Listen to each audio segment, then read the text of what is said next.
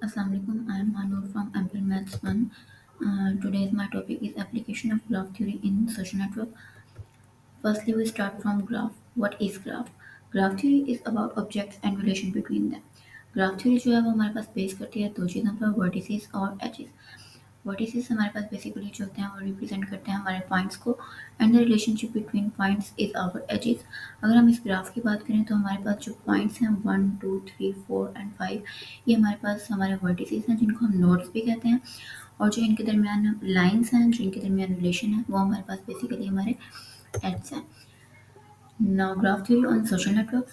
Graph can be used to model social structure based on different kinds of relationship between peoples or groups.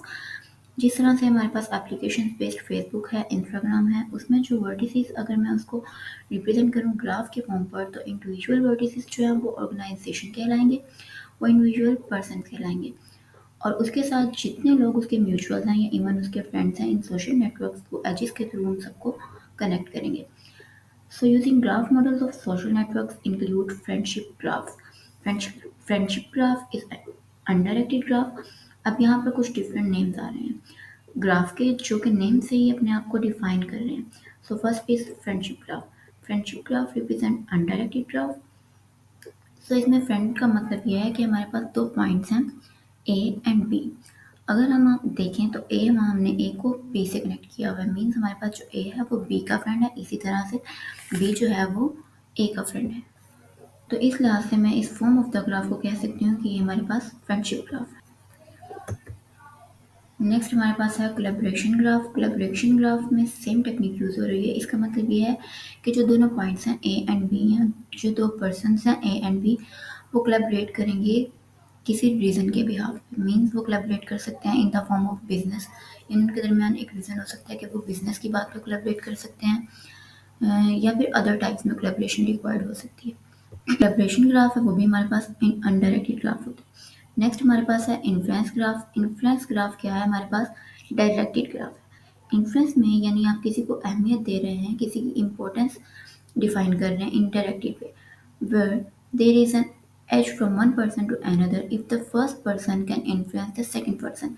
इसकी अगर आप proper example देखें तो आप देखें हमारे पास, लेट्स सपोज हमारे पास जो ए है वो कोई फेमस एक्टर है या कोई फेमस पर्सनालिटी है, एंड बी एंड सी जो हैं वो उसके ऑडियंस हैं, उसके फैंस हैं जो कि उसको फॉलो कर रहे हैं। ए जो है वो फॉलो नहीं कर सकता। मुमकिन है कि ए भी हमारे पास फॉलो कर ले, लेकिन अगर हम रियल लाइफ की बात करें तो हम देखते हैं कि हमारे पास जो मल्टीपल फैंस जो होते हैं वो हमारे पास फेमस पर्सनैलिटी या पर्सन को फॉलो कर रहे होते हैं।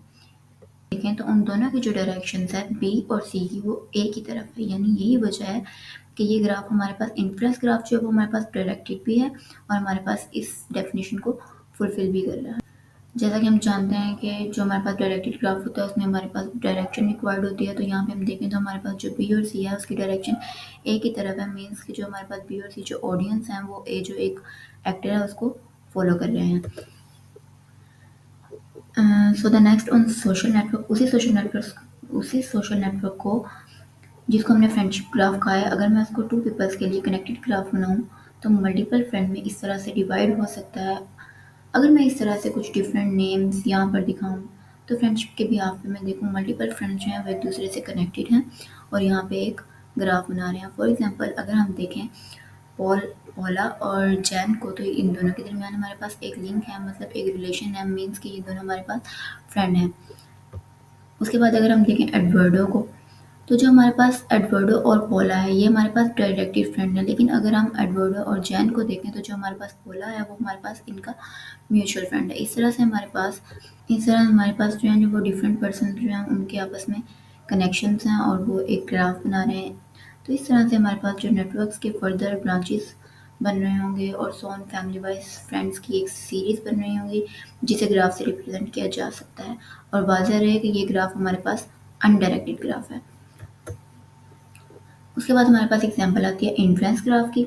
इन्फ्लुएंस ग्राफ का मैंने भी आपको बताया कि हमारे पास इन्फ्लुएंस ग्राफ में हम किसी भी पर्सन की इम्पोर्टेंस को डिफाइन कर रहे होते हैं, और इम्पोर्टेंस को डिफाइन करने के लिए हम उसको उसकी डायरेक्शन को डिफाइन कर रहे होते हैं। लाइक हमने इन्फ्लुएंस ग्राफ में क्या देखा था कि हमारे पास इन्फ्लुएंस ग्राफ जो है वो एक डायरेक्टेड ग्राफ है। मैंने आपसे कहा कि हमारे पास एक इम्पोर्टेंट पर्सन है जिसको मल्टीपल पीपल्स फॉलो कर सकते हैं, लेकिन मैंने आपसे इस बात का भी जिक्र किया कि हमारे पास जो स्टार्स हैं, जो फेमस पर्सन्स हैं, वो अपने डोमेन में भी किसी को फॉलो कर सकते हैं। लाइक हमारे पास लिंडा है, उसको हमारे पास फॉलो कर रहे हैं। लेट हमारे पास लिंडा है, जो डेब्रा है वो लिंडा को फॉलो कर रहा है, और हमारे पास एक और लेट किया हमने कि हमारे पास जो फ्रेड है वो एक और फेमस एक्टर है या फेमस पर्सन है, डेब्रा उसको भी फॉलो कर रहा है। लेकिन अगर हम देखें, जो हमारे पास फ्रेड है वो ब्रायन को फॉलो कर रहा है। तो इस तरह से हमारे पास एक सीरीज बन रही है जिसमें डायरेक्शन मौजूद है, जो इन्फ्लुएंस कर रही है, इम्पोर्टेंस बता रही है कि एक्चुअल कौन सा पर्सन किसको फॉलो कर रहा है और कौन सा किसको नहीं कर रहा। तो इस तरह से हम जो हमारे पास सोशल नेटवर्क है उसको हम ग्राफ थ्योरी के थ्रू रिप्रेजेंट कर सकते हैं। Thank you.